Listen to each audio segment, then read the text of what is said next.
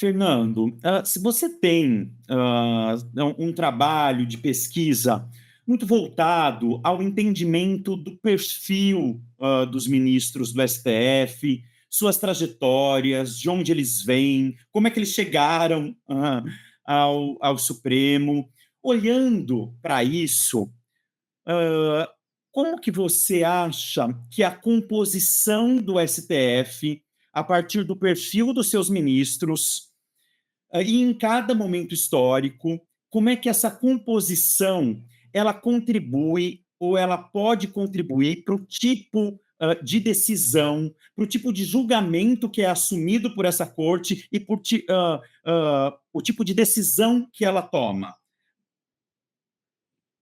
Bom, obrigado pela oportunidade de contribuir com esse trabalho, João Eduardo. Um prazer falar com você, com vocês. Olha, João Eduardo, uma coisa que eu sempre achei muito complicado nos estudos sobre o Supremo é tentar fazer uma espécie de correlação. Você sempre vai acabar encontrando, né? Nas humanas, as correlações ponto 6, ponto 7 já são consideradas significativas, né? Você vai para algumas áreas, se você não tem ponto 90 em alguma coisa, não é considerado uma correlação relevante e tal.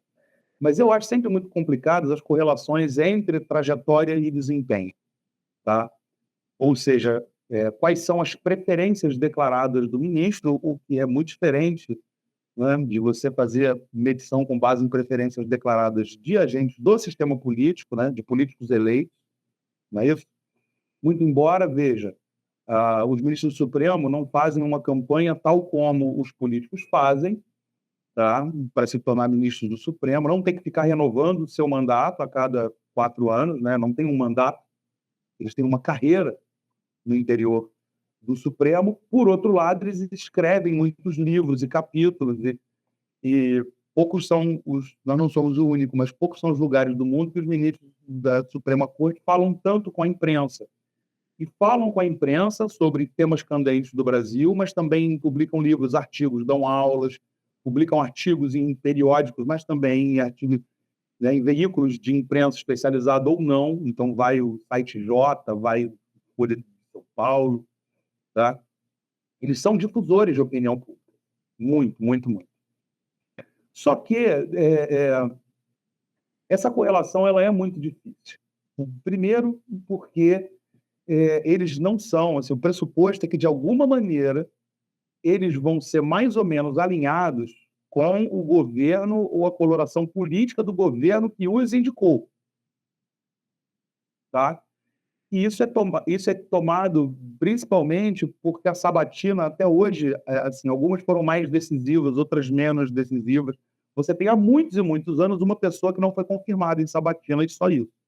As sabatinas são empiricamente confirmatórias, o que não significa que elas são irrelevantes, tá? Primeira coisa. Segunda coisa, sobretudo nos dias atuais, a minha pesquisa ela é de 88 para frente. Acaba pegando alguns ministros dos anos 60, né, porque ela abarca todo mundo que estava em atividade na transição constitucional, para a Constituição de 88. Então, muitos ministros do tempo do regime militar. Tá? Um ministro, o Rafael Maia, nomeado pelo Castelo Branco, inclusive. Ninguém anterior. Tá? Agora, nos tempos de hoje, dos anos 90 para cá, eu afirmo sem hesitar. Um gabinete de ministro é uma equipe. Não é um ministro e a sua cabeça pensante. Né? Então, o conjunto de votos que ele dá, que são milhares, ainda que também é um outro problema das pesquisas, que se faça geralmente a medição pelos votos emitidos em plenário, que ele tem que tomar a palavra e falar, e geralmente são ações mais relevantes. Tá? Então, evidentemente, é muito difícil mensurar o grau de protagonismo da pessoa do ministro no voto. Tá? A gente pode pressupor que uma ADIM que está na mídia, que está muita coisa em disputa, tá? O ministro chame mais para si, diante de uma grande equipe, a gente está falando de algumas dezenas de pessoas. A gente não está falando de 5 pessoas. Está mais para 50 do que para 5.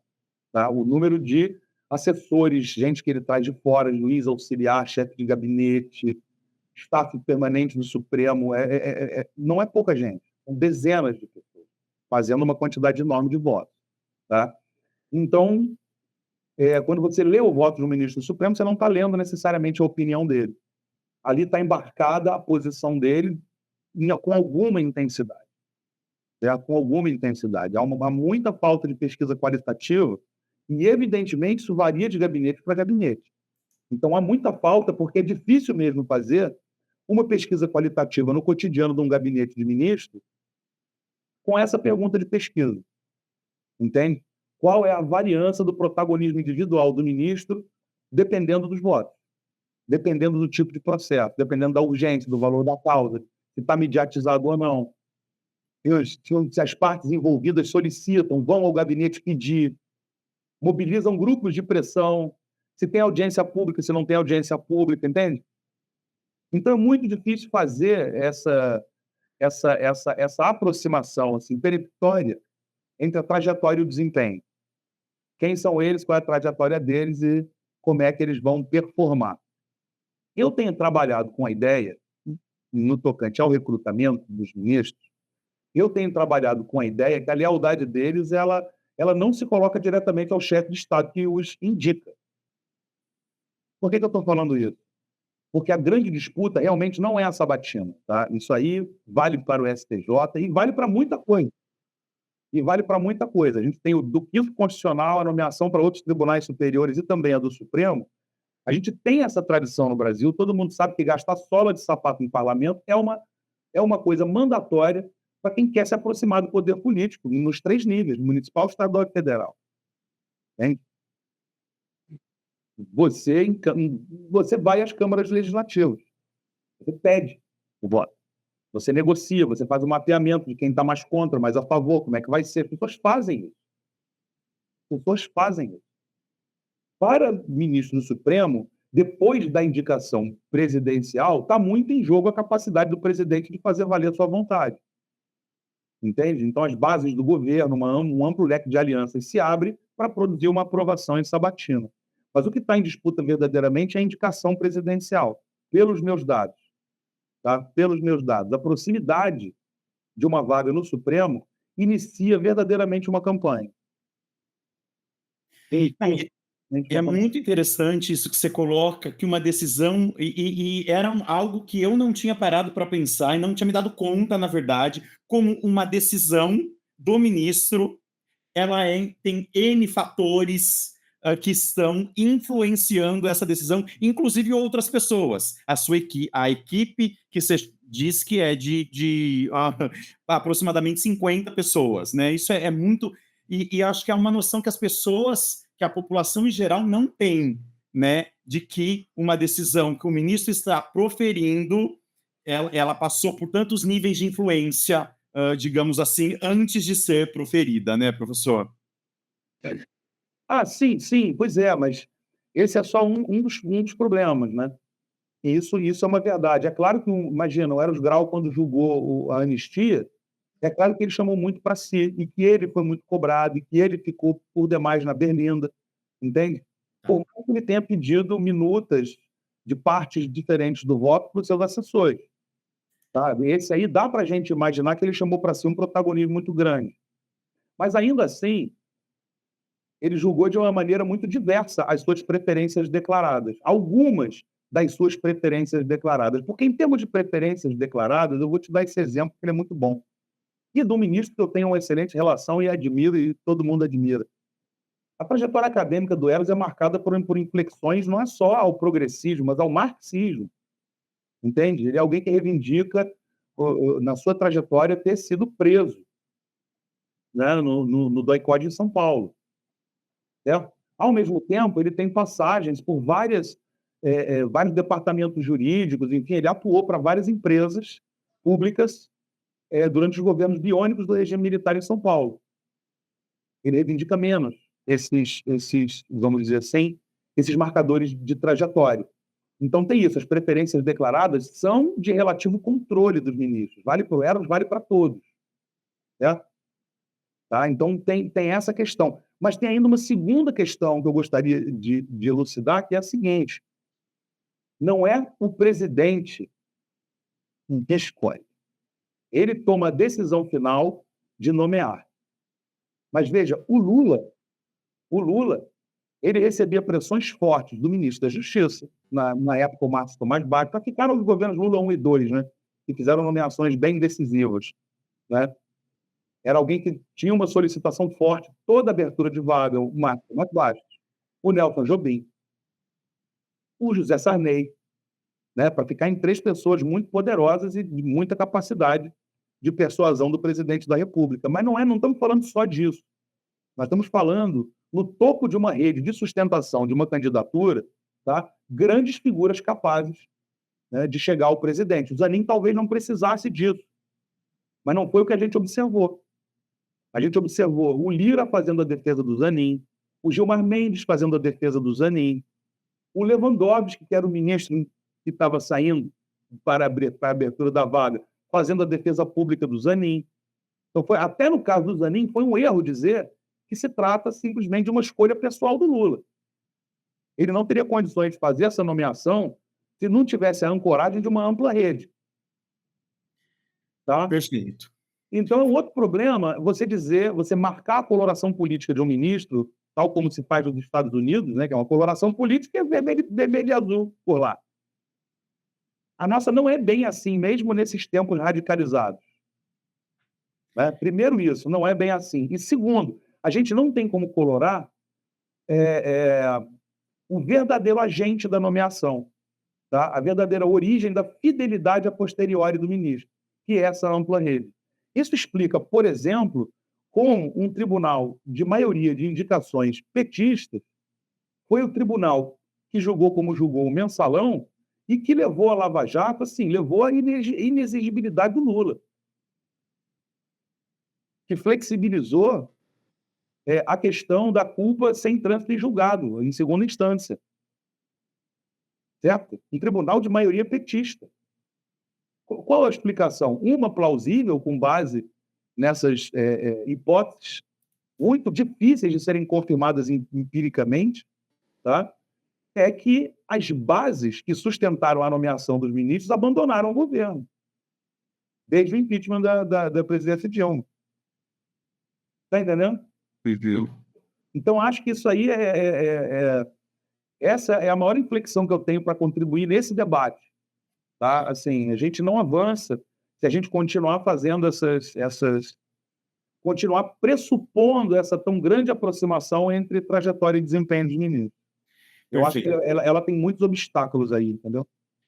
A gente falava de alguns casos em que o ministro assume protagonismo. E aí a gente não pode deixar, olhando para a nossa história recente, não pode deixar de falar do Alexandre de Moraes. Então, inclusive, quando a gente contabiliza, Fernando, os termos mais recorrentes na cobertura da Folha do G1, as personalidades mais citadas, né, quando se falou pensando nas notícias sobre o STF, as personalidades mais citadas são Bolsonaro e Alexandre de Moraes.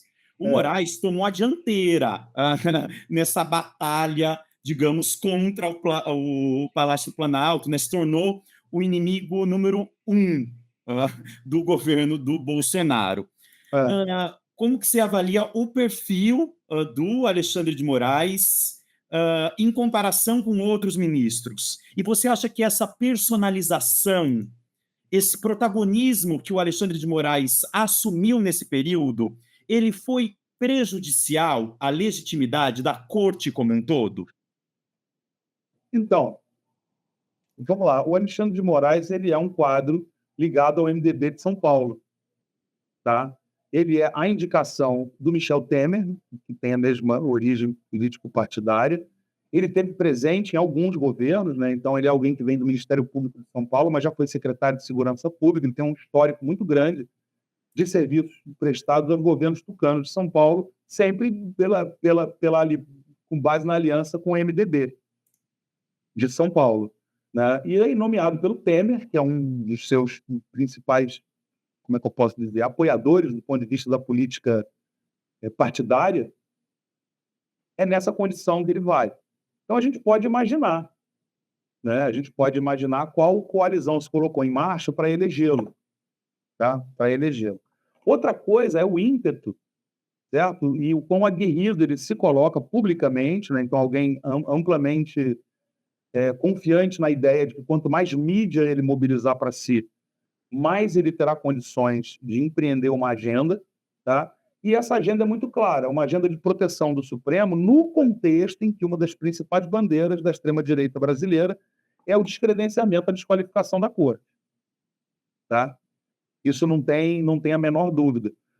Isso explica, inclusive, porque ele é objeto de ameaças assim impronunciáveis, né? São coisas completamente absurdas, cuja seriedade é até difícil de mensurar. E é um bravateiro falando besteira na Dark Web, com perfil falso, se é alguém capaz de concretizar ameaças. Não à toa, você veja, né, uma trama para derrubar um governo incluiria, né, incluiria o Alexandre de Moraes entre as pessoas que devem ser descartadas para uma nova ordem, né? Parece que ele tem, né, ele tem processo, sim. Então, é necessário lembrar que ele veio logo antes da pandemia e ele se destaca pela agenda da fake news, tá? Ele se destaca pela agenda da fake news. Caiu na mão dele também um processo muito decisivo, que foi o impedimento do Alexandre Ramagem assumir, né, a superintendência da Polícia Federal. Ele acabou indo para a BIM, né? Isso foi um golpe muito duro para o governo Bolsonaro, no contexto em que o Moro estava saindo, né? No contexto de saída do Moro, ainda na pandemia, no governo Bolsonaro, foi algo muito impressionante. O Alexandre teve algum protagonismo, tá certo? Mas desde a pandemia você tem uma concertação, notadamente com a grande mídia, tá? E uma concertação muito crítica ao governo Bolsonaro, tá? Ele se acopla de uma maneira muito orgânica a essa ampla coalizão anti-extrema-direita no Brasil, que inclui Rede Globo, que inclui vários setores, né? Essa coalizão, por exemplo, rapidamente caiu na real, né? Caiu a ficha deles de que eles tiveram contribuição efetiva para a desorganização do sistema político, com participação ampla do judiciário, deixaram a Lava Jato correr de uma maneira descontrolada, e isso produziu o Bolsonaro e o fenômeno Bolsonaro. Não é só a presidência da República, né? Então, hoje, você tem uma parcela da população que acha que uma transição começaria pela dissolução do STF e não do parlamento. Está entendendo? Mas E você acha que quando um dos ministros assume tanta centralidade nesse tipo de embate, isso prejudica a legitimidade das decisões da corte? perante quem? Né? Perante quem? Claro que prejudica, mas perante quem? Quando você politiza a corte num momento de polarização, né, é possível ver setores progressistas, assim, o Alexandre de Moraes já ganhou apelidos como guardião da República. Muita gente crê que não fosse a atuação dele, nós teríamos tido. Eu não creio nisso, né? Invadir prédios públicos, ainda que sejam prédios muito importantes, como o Supremo, Câmara dos Deputados, Senado Federal, num domingo, e isso produz uma transição governamental. A invasão do Capitólio estava ocorrendo no meio da sessão que iria confirmar a eleição do Joe Biden, temos que lembrar. Não é isso? Se você invadir num domingo, você vai ocupar o prédio, mas não tinha um parlamentar lá dentro, não tinha um ministro do Supremo no prédio. Então, assim, não dá para imaginar, mas fato é que essa comoção foi criada. Entende? Essa comoção foi criada, então você tem rapidamente um alinhamento, né, entre o governo federal, o 8 de janeiro pela democracia, e o Supremo, que é uma coisa, né? Então, sim, em tempo de polarização, você politiza a corte, tá? E é claro, o que acontece é que você pode ampliar as margens de crítica ao Supremo. Uma maior parcela da população pode se desacreditar do Supremo, não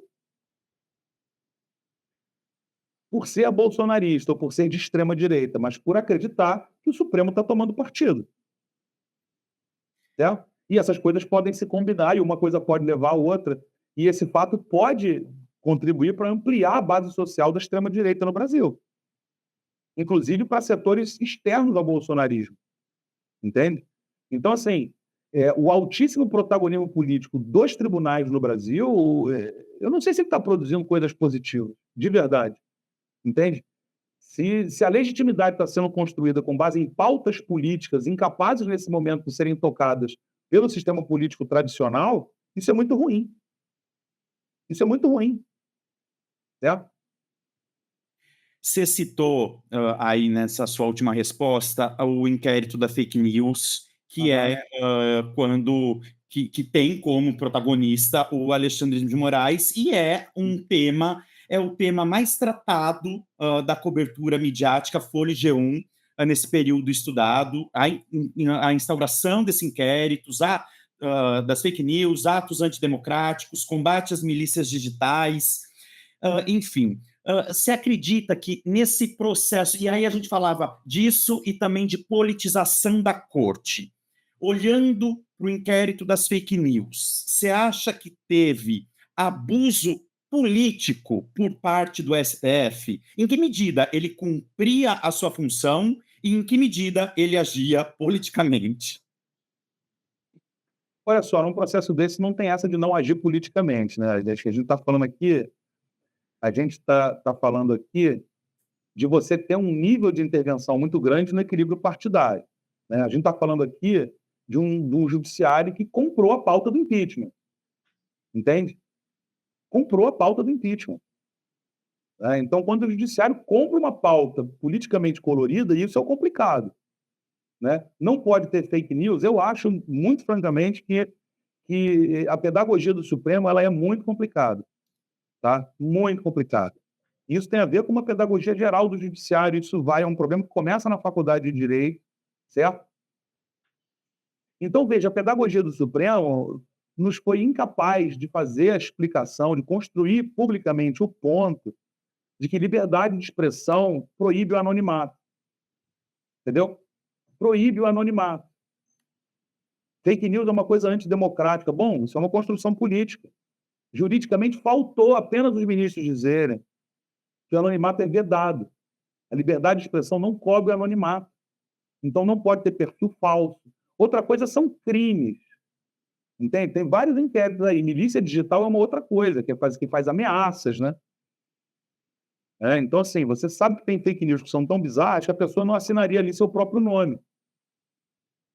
Né? É um outro tipo de violação jurídica você assinar o seu próprio nome sobre uma notícia falsa. Você pode estar cometendo até um outro tipo de crime grave. Você incitar as pessoas a não se vacinarem. Entende? Liberdade de expressão cobre o direito de todo mundo de ser contra a vacina. Está entendendo? A pessoa tem o direito de dizer que não quer que o governo... Veja só, eu fui fora FHC. Isso é tentativa de abolição violenta do Estado de Direito? Então, pedagogia complicada. Pedagogia complicada. Todo a Lava Jato. Pedagogia complicadíssima. Teoria do domínio do fato. Entende? Então, a pedagogia política da justiça, ela tem um problema muito grave. Ela leva a uma necessária coloração. Ou seja, uma crença de que é necessário ganhar o Supremo politicamente, tá, para você governar o Brasil. E não de que, olha, ali vai ter uma pedagogia da lei, dos princípios da Constituição.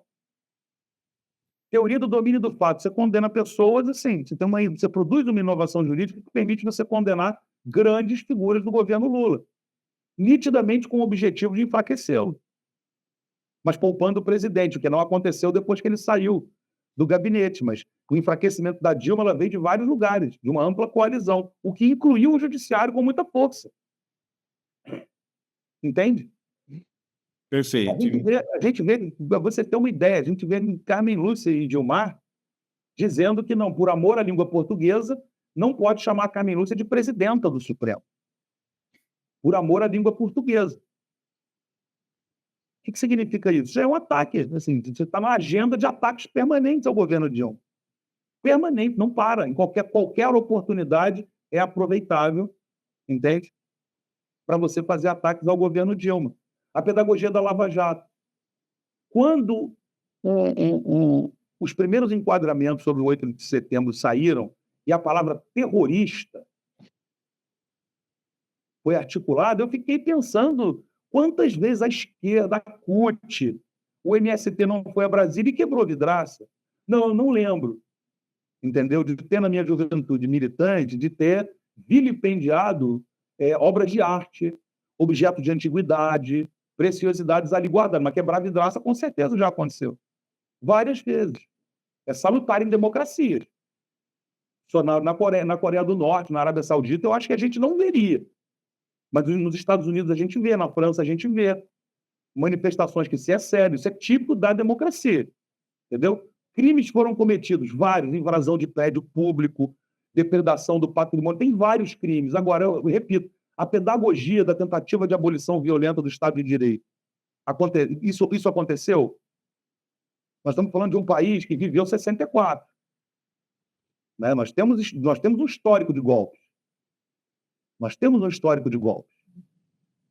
Entende? Então, isso vem de alguma longa data. Né? Collor foi inocentado no Supremo. É necessário lembrar. Então, assim, a adesão a uma agenda forte, ela não vem junto com uma pedagogia política da justiça interessante. Ela contribui efetivamente para a desarticulação do sistema político. Isso é muito grave. E isso é muito grave. Entendeu? E sempre, novamente, no velho dizer do Tocqueville, com um desapreço muito declarado à soberania popular. O que é um perigo também para a democracia. É um perigo muito grande para a democracia. Mas fato é que, assim, a ação do Supremo, eu proponho que ela também seja explicada, tá? Mercê de uma coalizão política, que dá todos os sinais, quando não fala diretamente as coisas. Essa coalizão tem políticos influentes, empresários, entendeu? Interesses internacionais, é uma coalizão dificílima de ser assim, olha, tem os números aqui. Quem está fazendo pressão é Alexandre de Moraes nesse momento. Com qual o quadro dialógico do Gilmar Mendes nesse momento? Isso não é uma coisa fácil. Tá? Isso não é uma coisa fácil. Isso não é uma coisa que pode ser simplesmente extraída de operadores qualificados da política. De quem está lá em Brasília falando com as pessoas e tendo essa noção. Né? Não é assim que se faz. Mas minha proposta é que a ideia das coalizões políticas de sustentação dos mandatos, entre aspas, dos ministros do Supremo, seja levada em conta na hora de analisar o que eles estão fazendo. Isso explica, por exemplo, como eles se sentem, muitas vezes, bastante à vontade para produzir uma decisão com alto impacto na política brasileira. E muitas vezes eles fazem isso por 11-0. Entende? De maneira muito dissonante ao quão polêmico é o assunto no seio da sociedade, no parlamento, por vezes no interior do Poder Executivo. Certo? É mais ou menos esse o recado aí, a ideia geral que eu queria dar sobre isso. Né? Eu acho que é o que minhas pesquisas têm demonstrado, que eu tenho tentado dialogar com os colegas. Professor, em um dos nossos episódios, a gente trata do habeas corpus concedido para o André do Rep. E a gente aborda a decisão monocrática do Marco Aurélio Melo, que logo foi revogada pelo então presidente da corte, o Olois Fux. Essa revogação que foi confirmada depois pelo plenário. Essas discordâncias, esse vai e vem de decisão, essa coisa de primeiro pensando em decisão monocrática e os seus impactos para a imagem da corte, e também as discordâncias, e aí revoga, e aí desdecide o que havia sido decidido. Você acha que isso causa estranhamento para a imagem pública do STF e, portanto, para a sua legitimidade? Olha, eu não vou falar da decisão do André do Rep, porque realmente eu não estou a par. Tá? Não foi algo que eu acompanhei a miúde, mas eu diria o seguinte, eu diria que não. Eu diria que não, assim, quer dizer, isso fica num sentimento geral de impunidade quando isso é mediatizado, essa coisa de prende e solta, dá uma decisão, revoga a decisão. Eu diria que, do ponto de vista da legitimidade, a população já está acostumada com isso. Já tem uma pedagogia geral do poder de cautela no Brasil e as pessoas estão acostumadas. Né? Podem ser presos, podem ser soltos, podem ser presos novamente. Isso é assim mediatizado, né? Notadamente nos processos criminais que não tenham alto impacto político, caso do André do Rep, né? Quando não é um político, assim, um político que vai preso, isso vai minar o poder político dele, vai torná-lo inelegível. Quando não se trata disso, você tem outro tipo de mediatização, entende? É um outro tipo de narrativa que contribui com pouco tempo de debate público. Pensa no bandido da luz vermelha, entendeu? Olha que absurdo e tal. Isso é mediatizado a partir do julgamento. Olha o testemunho da vítima, olha o testemunho não sei onde, olha o que ele falou, ele pediu para ficar em silêncio, aí mostra a foto dele, filma ele, depoimento do advogado dele, entende? Então, a mediatização dos processos criminais mais ordinários, eu diria que ela segue meio perene. Tá? Exceção, né, mensalão, lava-jato, com algumas ações penais que tem outro tipo de repercussão, que não são mediatizadas como um caso de crime, são politicamente mediatizadas. Outra coisa que a gente recolheu, digamos assim, ao olhar para esse período de cobertura da mídia, foram notícias relacionadas a casos muito corriqueiros que chegaram ao STF, roubo de shampoo, roubo de carne, esse tipo de crime, digamos assim.